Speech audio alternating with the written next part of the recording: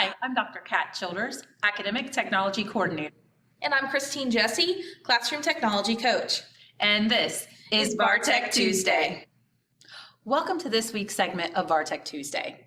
So in the last couple of sessions, we've been talking about Edpuzzle. We've taught you what Edpuzzle can do for you, how you can steal other people's content, how you can steal someone's content but build your own questions. And we also touched a little bit on how to create your own video and your own content. In last week's video, we talked a little bit about how to incorporate all of that Edpuzzle content and move it into Schoology.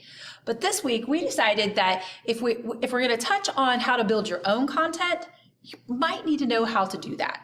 So today, we're going to introduce ClipChamp. So our main objective here is we're going to teach you not only how to record videos using the device that you have available to you, but how to edit it within ClipChamp and then export it for your future use. So in order to teach you how to record from your laptop device, I'm going to use the Promethean a little bit, mirror in and let you watch what I'm doing. So first things first, we're going to go to the Promethean board and we're going to hit this little button over here. It's going to bring up our little window, and literally we're going to pick screen share. So when you click screen share in the Promethean, it's going to give you a panel ID code. So on your device, you're going to go to share.mypromethean.com, and it's going to let you install it onto your device, and then you'll just type in the code. So on mine, I've already typed in the code. I've already typed in my name. I've said, yes, I want to enable touch back to the active panel, and I'm going to click enter the waiting room. So what that does, you can see right here, quickly, I already see that somebody has entered my waiting room. So I'm going to click on that, and there I am. Now the cool thing about this is that you can have up to 39 students at a time sitting in this waiting room, and you can show up to 4 devices at a time.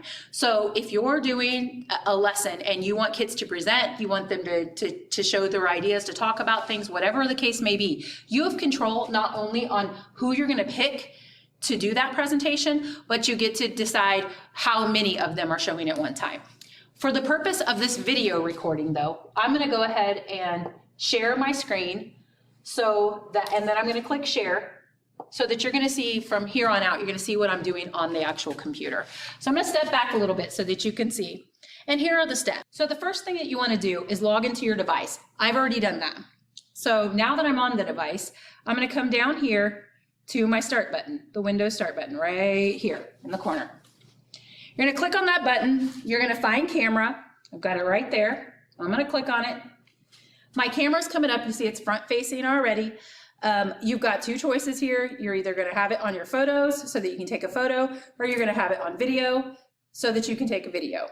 I want it on video. This is the whole purpose of this. I want to record my lesson. So I'm going to just click the video button and bam, we're now recording. The cool thing about the video button on these cameras is that it saves it automatically to 2 places. It's going to be in My Videos, and it's also going to be stored on your camera roll. Since many of you now have a Chromebook, one of the LTE devices, the pretty little silver Samsungs, I wanted to show you how you can record on this instead of just trying to record using a document camera and your PC. What's nice about these is that it has 2 cameras. It has the one up at the top, if I can, there we go. The one up at the top, up here. And then there's one actually that is right by your keyboard in front of it down here. You can use that by flipping the screen of your Chromebook all the way around. You can still use the camera and record that way.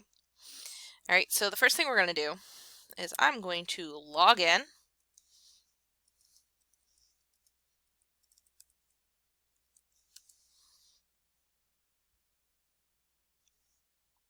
Going to log in. There we go. Okay. I don't need my email right now. Okay. So when you are on the main screen of this, and I'm sorry that I can't show the entire screen right now, but that's okay because we only need like the bottom portion. So to find the camera and to record on your Chromebook, we are going to go down here to this little white circle. This is the app circle, it's the launcher. So when I click on that, it's going to bring up this app menu. Now I can search for the camera here by clicking on the search bar and typing in camera, or I can click this little caret that opens and expands the menu. This will show all of my options, or as many of them as it will fit on the first screen. If you don't see the camera on the first one, click the little circles over here to scan through your apps to find the camera. So here's the camera. And now you get to see how the backstages of Vartek Tuesdays right now. So your camera is automatically going to be set to photo. So in order to record, we want to change that to video. In order to record, you hit just the record button, and to stop recording, you hit the same button again. What's nice about these Chromebooks is that they automatically save to the Chromebook itself. It's not necessarily in your Google Drive, so when you go to use our ClipChamp, which we'll talk about in a little bit, you're going to want to make sure you search your files on your Chromebook to find it. So we're going to do this section of Vartek Tuesday a little differently. You'll notice that there's no Promethean involved in this. This time we are doing this on the computer because in order to show you everything that I need to show you with ClipChamp, we need a PC or a Chromebook. Those are two of the devices that are integratable with ClipChamp. So we are currently doing this on my PC since I already have all my recording devices hooked up to this one. So let's talk about ClipChamp here a little bit. Maybe. There we go. All right. So ClipChamp is this free online video editor, and it's really easy to use. It offers a wide variety of tools. It's going to be simple for even our students to be able to use, so that's something that we're going to be able to open up. It includes a lot of free templates, so you'll even see like the free section. Anything that has a star is considered a premium tool or a premium template. There's also some free sound bites, so video music type thing, some stock videos, fun features like text overlays, filters, and transitions. Like I said, it's free to use. There are premium services and items, but you can still do your recordings without it. So let's introduce you to ClipChamp here. So when you go to clipchamp.com, you are going to have to create an account, and it's going to ask you a few simple questions, like what are you creating videos for? Have you ever edited videos before? Things like that. Once you've created a video, it will take you here to your landing page. This is your home screen.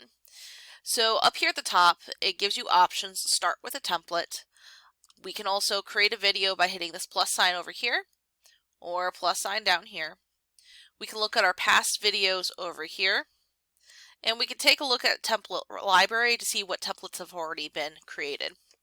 If you're using this on a desktop, you can also install ClipChamp onto your desktop for what they call a better experience. But because we're also looking at possibly using this on our Chromebooks, we are going to still use the online version. So from here, we are actually going to create a video. Now, the idea behind this is that you've already recorded the content that you want to edit, that you want to splice together, add features, things like that. The reason why is because if you use the webcam or the screen capture here in ClipChamp, you only get about 10 to 15 minutes per month, and we all know that as educators, we use a lot more time than that. So I'm going to create my own personal video here. And this is the video editing page. So we have a lot here to talk about. So this is the preview screen. This is where we're going to be able to see our videos and be able to edit it so we can see what's going on. We can change our resolution over here. Down here we have our tools like undo and redo, the basic tools. And we're going to talk about some of these other tools as we go along. This down here is what we call the timeline. The timeline is where you're going to be bringing your videos down to help edit them and to show how long certain clips or videos take. Over here, the first thing we're going to do is we're going to add some media. So over here, we have a few options. Now, if you have recorded on your desktop or you have recorded on your Chromebook or laptop, you can bring your files up from your desktop or wherever you have it saved from your computer by clicking Browse Files. Or if you like me and love saving copies of everything to your Google Drive, you can go down here to Google Drive. So I'm going to click on my Google Drive here.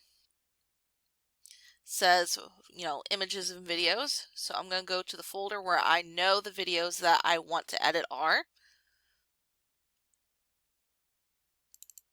So in this folder, this is going to give you guys a little bit behind the scenes of what we all go through. So I'm going to edit a couple things here. I'm going to take our Tech Tuesday, and I'm going to take our closing and our closing video, and I'm going to bring them all in here. Now, it takes a little bit of time for some things to be brought in. So what ClipChamp is doing is it's preparing the video so you can bring it down to the timeline to edit it. So now I have my videos. So for me, this is my tech tip of the week, which you will see later on in the video, my closing for our Vartek Tuesdays, and our closing video, which has that lovely music that plays at the very end. So since I know this is going to be my tech tip, I'm going to go up here and title my project. This is Tech Tip for Classflow. Okay. And I'm going to start with this clip here. Now, I've already previously edited this. This clip was actually originally about 9 minutes long. I've gotten it down to 5. So I'm going to add these clips together here. So I'm taking this one. I'm going to add our closing clip to the end here.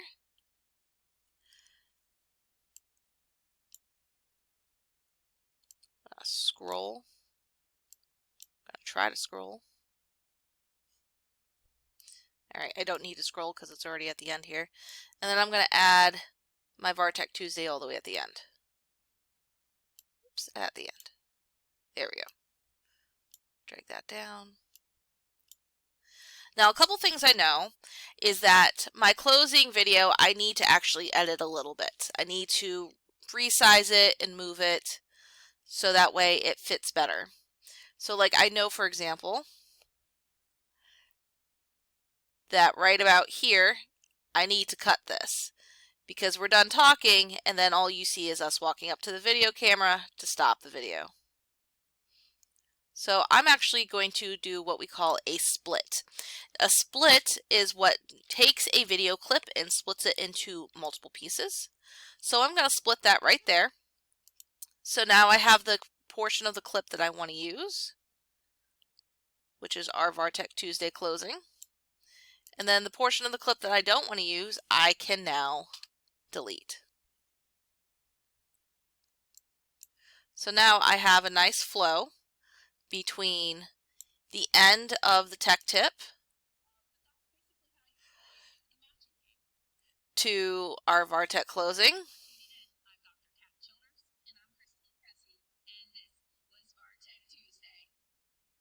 And then on to our ending sounds. Okay. Since I also know I use this at the beginning, I can take this clip and I can duplicate it. So now I have 2 of those. But since I'm still editing the first part of my video and actually recording it right now, I'm not going to use that right now.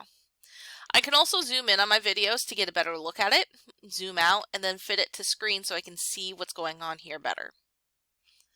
So notice there's a couple things down here. We have an add text option and an add audio option. You can add audio that overlays, meaning that it goes over the sound that you have in your recording. So those of you who have seen the Schoology and You videos know that there's music in the background while I am speaking. That is how we add audio. You can adjust the sounds of the audio so that way it is not overpowering the people who are speaking. We can also add text. So I'm going to add text here. And I'm actually going to put it at the beginning before Kat starts talking about Classflow. So I can pick a text option here. So I'm going to go with, let's see here. Ooh, I like this one. Funky title. I'm going to click the little plus sign that says Add to Timeline.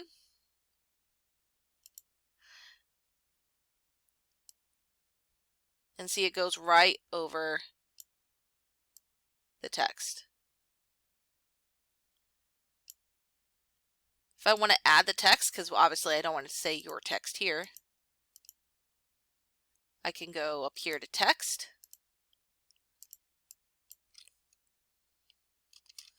put Vartek,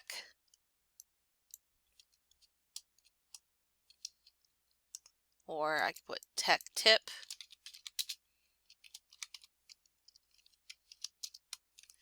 put that down there, go to Tuesday. I can change the colors. So if I want that to be red, and I want the other one, I want to keep that white, that's fine. And now it says Tech Tip Tuesday, all at the beginning of my video. I could also make it so it happens before my video, so it's just on the black background, so it says Tech Tip Tuesday, and then it goes to the Tech Tip. Okay. So another thing that we want to look at is transformations, transitions. So down here on the left side, we have filters and transitions. And transitions are just how you're changing from one clip to another. So typically I do a fade in, fade out during our transitions whenever I'm making our videos. But I'm going to try a different transition here. So I'm going to pick a transition. We're going to do, I like this tile one. So we're going to do this tile one. And when I click to drag it, it brings up these little plus signs over here. I'm going to put it at the first plus sign. Go over here to my preview. A little further down. There we go. And notice it showed it over here. If I felt that was a little too fast, I can click on the transition. I can go up here to duration. If I want it to last a little longer, so like 1.5 seconds so people can see it, I can change that. I can also change what type of transition it is here. So maybe instead of tiles, maybe I want to do, let's see here, ink. So rewind a little bit. Let's take a look how that looks now.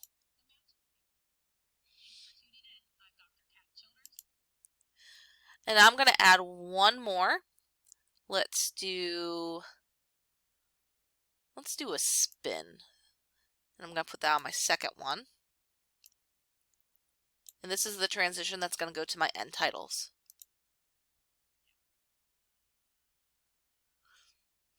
Just like that. There are a bunch of other tools on here, including music and sound effects, your own recording and create, but remember you only have so much time on there. You can choose other types of text overlays. We have graphics that you can add, including Giphy. And then they also have branding, but as you see with the star, you know, that's a upgraded type of thing. So when I'm done with the video, I'm going to go up here and I'm going to click export. Export is going to take me to this. Now this gives me a couple of options of how I want my video to look. So the higher pixel rate, the bigger the screen can be. So right now we're going to leave it at 480. This is about quality here, but we want the free one, so we're going to just stick with the free stuff. I'm going to click continue. And now it's working on exporting my video. So what it's doing is it's quickly going through my video and it is kind of compressing it so it's in a downloadable form. When it's done, I can save it to my computer or I can save it to my Google Drive. So I'm going to save it to my drive so that way I can get to it later. It opened all of my folders here.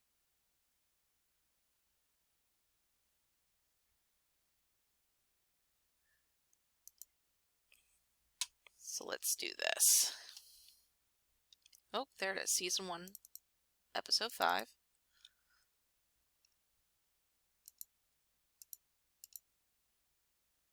So I'm just going to select that folder and click save. So the video will be saved after it's done exporting. Export can take some time depending on how long. Yeah, thank you. Bye. Oh.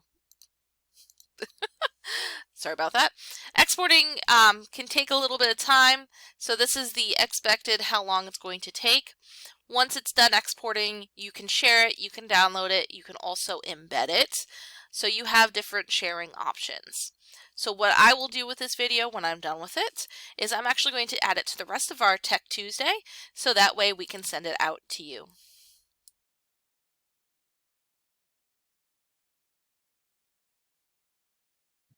Welcome to Tech Tip of the Day. Today we would like to introduce you to Classflow.com. Now, the great thing about Classflow is it works extremely well with the Promethean boards. So if you are a smart notebook user, a smart learning suite user, or you like the board maker for creating your lessons, you might find that this is a really nice alternative that works so well with your Promethean board. So there's some great things that Classflow.com can do for you. You can have the instant whiteboard, but we know that we can also do that with our Promethean. So that one's not as useful for us. But you can start a quick poll. You can create an entire lesson. Your entire lesson plan can go in there. You can create activities for your kids and differentiate your instruction. And then you can also create quizzes and assessments. So today, though, we're going to focus on the component of creating an activity. So the first thing you want to do, obviously, is create your Classflow account. I've already done that, so I'm going to pick up right from there. It's a free account, though. Just go in, set your credentials, you're good to go. Today, again, we're going to focus on creating an activity. So I'm going to click the little puzzle piece for activity, and it's going to bring up my create activity template, if you will. So let's follow these instructions. You're going to name your activity here. I'll just say sample for now. And again, you can create these activities in Classflow.com on your laptop, on your desktop, anywhere you want to create them, or you can create it right on the board. The one that I'll show later, I actually created right on this board. So I'm going to go ahead and name it, and then I'm going to choose my activity, and let's go ahead and say change and look through real quick. So these are the 10 built-in activities that you can use with Classflow, and later on we'll introduce Active Inspire, and you can also use these same activities with Active Inspire. So there's categorizing things. We can do a crossword puzzle. We can do flashcards. We can label a diagram. We can do some matching, memory games, sequencing. We can create a timeline, do a Venn diagram, or do a word search. So the really cool thing about this activity platform is that you're not married to any of those things. So today we're going to focus on a matching game, but if I later want to differentiate instruction and have one group do the matching game, but another group do the crossword, I can actually use the same information that I built in one thing and pull it right into another one. We'll show you that in a later video. Today, though, we're going to choose our activity. So this one was set to crossword, but I'm going to do a matching game. So I'm going to choose matching. And then once you choose your activity, you just set up your each of your pieces. So this may be like, maybe we're working on colors. And so, and I want to use fruit. So maybe I put banana on one side and yellow on the other. Apple on one side, maybe red on the other. You kind of get the point there. So once you've got all of your clues built in there, and I'm going to show you the finished product in a moment, but I'm going to skip ahead just a little bit. You can pick a color for your background. Again, we'll see that in just a moment. And then once you have created your background, you can also upload images here for your backgrounds as well. But then you can kind of preview and go from there. I'm going to show you one that I've already created so we can see it in theory. So right now I want to go to the game that I've already created in resources. So I'm going to hit my resources. We're going to go down, and it's going to list all the things that I've kind of created over time. Right now, we're going to play with the 80s big hair bands, and you can see that I've got it set up as a memory game right now, but I want to show matching. So I'm going to edit it, and it's going to give me the option to change the activity, and I'm going to go down until I find the matching. That's what I want to do. So it's already changed it to matching right off the cuff. okay? So I can preview or we can play. We're gonna go ahead and preview it right now. It's gonna look exactly like it will for the kids. I'm gonna hit let's play. And then you can see it's a matching game, right? So this is a big 80s hair band. So we've got Welcome to the Jungle, Dr. Feelgood, all kinds of music on this side. And then we have those corresponding bands on this side. I know the Welcome to the Jungle is actually Guns N' Roses. So I find Guns N' Roses, I pull it right over, boom. Now let's say I'm gonna do one incorrectly. I'm gonna say Joan Jett for Dr. Feelgood. We know that that is not right. If you do not know that, you should go study your 80s hair bands better. It's gonna push it back over and you can see that it's wrong. So you can continue to play the game as long as you want to until you're done. You can see it also gives a little timer. So you can have the kids race to see who can get your content quickly. But that's basically how you play the matching game. Thanks for tuning in. I'm Dr. Kat Childers. And I'm Christine Jesse. And this was Vartek Tuesday. Yeah.